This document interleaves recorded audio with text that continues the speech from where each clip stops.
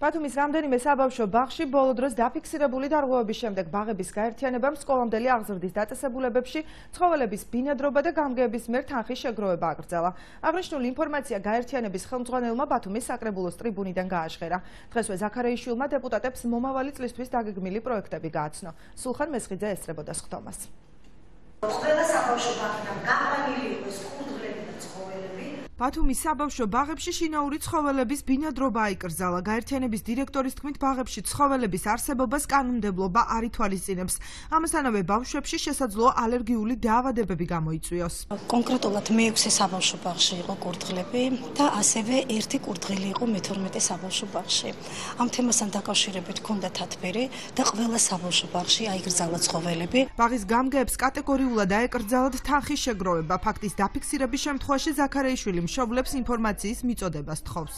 Ყოველ შეუძლებელია და ყოველ დაუშვებელია საბავშვო ბაღში შევიდეს ტურტები, ნამსხვრები, აიკლიბოს თანხა. რა თქმა უნდა, სხვადასხვა განსხვავებული აზრი მოგისურვებთ, მაგრამ კატეგორიულად დათხოვნებული არიან მშობლებიც, რომ არ შეგროვდეს თანხა საბავშვო ბაღებში. 2015 წელს ბათუმის საბავშვო ბაღების გაერთიანება 4 ახალი დაწესებულების მშენებლობას გეგმავს. დღეისათვის გაერთიანებაში 2500-მდე აღსაზრდელის განცხადებაა დაუკმაყოფილებელი. ამ ეტაპზე მშენებლობა აუცილებელია ხუფის ტერიტორიაზე, მოთხოვნა არის ძალიან დიდი, ასევე ბენზის ტერიტორიაზე, იქ ძალიან ბევრი ტოლვილები არის, ინესარიძის ქუჩაზე, ხილვაჩაურში ძალიან დიდი მოთხოვნაა და იცით რა, ამას უფრო გამოკვეთავ, მაგრამ ყველა უბანს აკლია საბავშვო ბაღი. ბათუმის საკრებულოს თავმჯდომარის მოადგილე ბაღების გაერთიანებას ინიციატივით მიმართავს, რომლის თანახმადაც ბაღებში სწრებადობა ელექტრონული სისტემით აღირიცხება.